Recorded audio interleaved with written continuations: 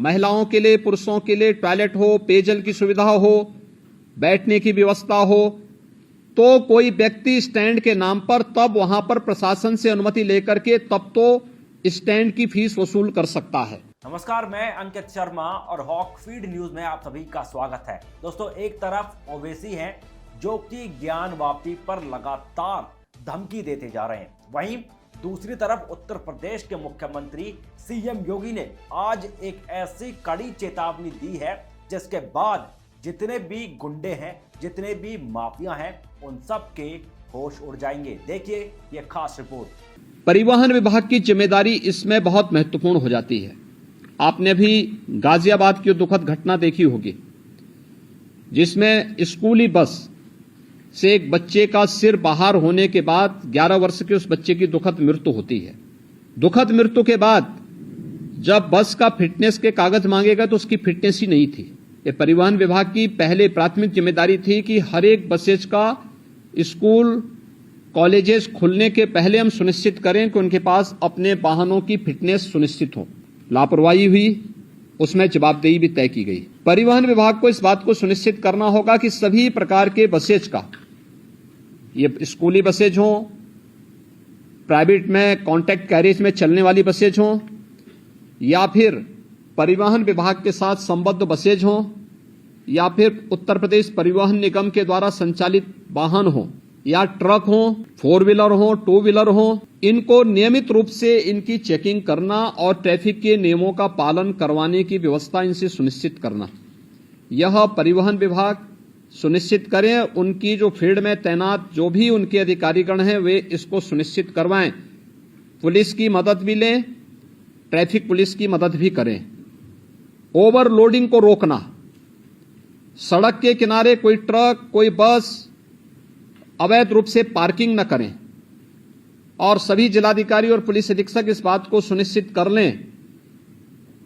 उप जिलाधिकारीगण भी और डिप्टी एसपी भी इस वीडियो कॉन्फ्रेंसिंग के साथ जुड़े होंगे।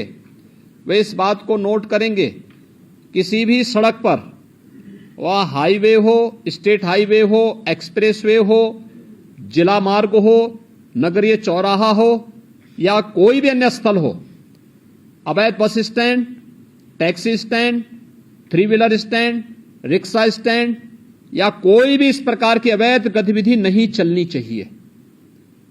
स्टैंड का मतलब सड़क के किनारे उसके पास पर्याप्त मात्रा में पार्किंग का स्पेस हो, वहां आने वाले यात्रियों के लिए कुछ बुनियादी सुविधाएं हो, महिलाओं के लिए, पुरुषों के लिए टॉयलेट हो, पेयजल की सुविधा हो, बैठने की व्यवस्था हो, तो कोई व्यक्ति स्टैंड के नाम पर तब वहां पर प्रशासन से अनुमति लेकर के तब तो स्टैंड की फीस वसूल कर सकता है। लेकिन अगर सड़क पर कोई करता है तो उस पर अवैध रूप से संचालित इस प्रकार के सभी वो अगले 24 घंटे के अंदर बंद होने चाहिए। बंद होने के साथ ही हमें सुनिश्चित करें कि अगर कोई व्यक्ति इस तरीके के उसको करने का अभ्यस्त है तो उसमें एफआईआर लॉन्च करके, गैंगस्टर के अंदर एफआईआर लॉन्च करके उसमें फिर हमें उसकी पूरी संपत्ति को जब्त करना चाहिए। उसने इस प्रकार के अवैध वसूली से जो पैसा कमाया है वह राजकोष में वो पैसा आना चाहिए। इसकी कार्रवाई हमारी आगे बढ़ जानी चाहिए। इसलिए अवैध रूप से स्टैंड नहीं चलेंगे। लखनऊ अगर हम अयोध्या की ओर से आते हैं या बाराबंकी की ओर से आते हैं या कानपुर की ओर से आते हैं, कई कई किलोमीटर तक हम लोग देखते हैं ट्रक्स खड़े हैं हाईवे के किनारे। क्यों खड़े हैं? बहुत बार एक्सीडेंट के कारण भी बनते हैं। ये सड़क के किनारे कोई वाहन खड़ा नहीं होगा। नियमित पेट्रोलिंग करना, परिवहन विभाग और गृह विभाग इस बात को सुनिश्चित करेंगे। पेट्रोलिंग सुनिश्चित करते हुए सड़क के किनारे कोई भी इस प्रकार के वाहन खड़े नहीं होंगे, उनके लिए पार्किंग का स्पेस उपलब्ध करवाइए, अन्यथा वो सड़क पर चलते रहें। ढाबा भी अगर पार्किंग के लिए स्पेस नहीं है तो ढाबा को भी, इस प्रकार के अवैध ढाबों को भी आप सड़क के किनारे से हटाएंगे। एक्सप्रेस हाईवे हो, पीडब्ल्यूडी से जुड़े हुए मार्ग हो, नगर विकास से जुड़े हुए हो या किसी भी अन्य विभाग से जुड़े हुए मार्ग हो, अवैध अतिक्रमण इनमें से सब जगह हट जाना चाहिए। हर हाल में हम इस बात को सुनिश्चित करें ये सभी संबंधित विभाग इसके साथ जुड़ेंगे।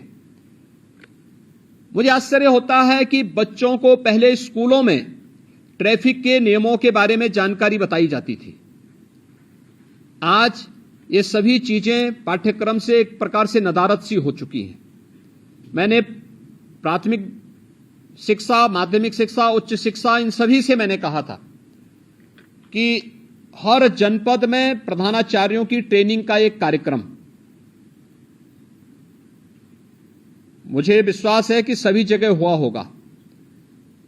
जिन लोगों ने ट्रेनिंग ली है, विद्यालय के प्रिंसिपल होंगे, प्रधानाचार्य होंगे, प्राचार्य होंगे, वे सभी अपने अपने विद्यालयों में ट्रेनिंग के साथ साथ बच्चों में अब एक हम लोग हैंडबिल हर जनपद में सूचना विभाग की तरफ से भेज रहे हैं। इस हैंडबिल का प्रकाशन हर एक बच्चे के पास ये हैंडबिल पहुंच जाए, कॉमन मैन के पास भी पहुंचे, चौराहे पर जहां पर हमारे पब्लिक एड्रेस सिस्टम हो वहां पे भी ये पहुंचे, हमें क्या करना है क्या नहीं करना है। अच्छा हैंडबिल बनाने का प्रयास हुआ है। बच्चों को बताने की व्यवस्था, उनको स्कूल में बताना, हम सड़क पे चल रहे हैं, हमें कैसे चलना, पैदल चल रहे हैं, कहां से हमें सड़क क्रॉस करनी है, हम टू व्हीलर में जा रहे हैं, हमें किन नियमों का पालन करना है, हम फोर व्हीलर में चल रहे हैं, हमें किन नियमों का पालन करना है, हमें टू व्हीलर, फोर व्हीलर या सड़क पे चलते समय मोबाइल फोन या ईयरफोन का इस्तेमाल करना है नहीं करना है, इसके लिए क्या सावधानी बरतनी है। ये सभी चीजें सामान्य जानकारी है। इन सभी सामान्य जानकारियों को अगर हम स्कूली बच्चों को देंगे तो वे बच्चे अपने घर में अपने अभिभावक को भी बताने में थोड़ा सफल हो सकते हैं, बता सकते हैं। और हर एक स्कूल कॉलेजेस में इस प्रकार की डिबेट भी होनी चाहिए, कार्यक्रम भी होने चाहिए। अगले 2 दिन विद्यालय चलेंगे, उन 2 दिनों के अंदर हम इन कार्यक्रमों को वहां पर लागू करने का प्रयास करें। कहीं प्रभात फेरी निकले, कहीं इस पे टॉक हो, कहीं यहां पर डिबेट हो, कहीं यहां पर कुछ अन्य कार्यक्रम चलने चाहिए। ये स्कूल कॉलेजेस की एक जिम्मेदारी बनती है और इसके बारे में हमें प्रतियोगी कार्यक्रम भी वहां पर आगे बढ़ाने चाहिए। इसके अलावा हम इसमें तमाम अन्य संगठनों का भी सहयोग, स्वयंसेवी संगठन होंगे, सड़क सुरक्षा से संबंधित जानकारी देने वाले तमाम अन्य सामाजिक संगठन होंगे, उनका भी हम इसमें मदद लें। इसमें हम लोगों से इस बात को सुनिश्चित करें कि सड़क स्टंट करने की जगह नहीं है। ओवर ब्रिजेज या फ्लाईओवर के ऊपर जो स्टंट होते हैं, जो युवा स्टंट कर रहे हैं अपने बाइक से, हर हाल में इसको रोकना। बाइक से चल रहे हैं तो हेलमेट अनिवार्य करने की आवश्यकता है, बताने की आवश्यकता। 1 सप्ताह अवेयरनेस के कार्यक्रम चलाइए, पहले अवेयरनेस, और फिर अगर अवेयरनेस के बाद आपको लगता है कि अब हमें इन्फोर्समेंट की आवश्यकता होती है तो उसके बाद फिर हमें इस कार्यक्रम को उसके बाद फिर आगे बढ़ाना चाहिए। इसलिए पब्लिक एड्रेस सिस्टम को सक्रिय करने और उनका उपयोग करने के लिए ही हमने इस बारे में कहा।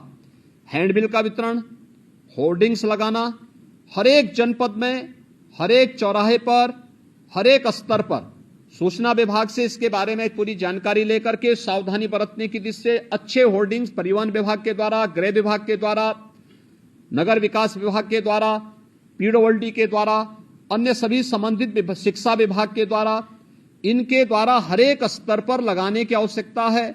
इसके पोस्टर बनाए जा सकते हैं, एलईडी में, एफएम रेडियो पर, लोकल स्तर पर इसके हम तमाम कार्यक्रम इसके आगे बढ़ा सकते हैं।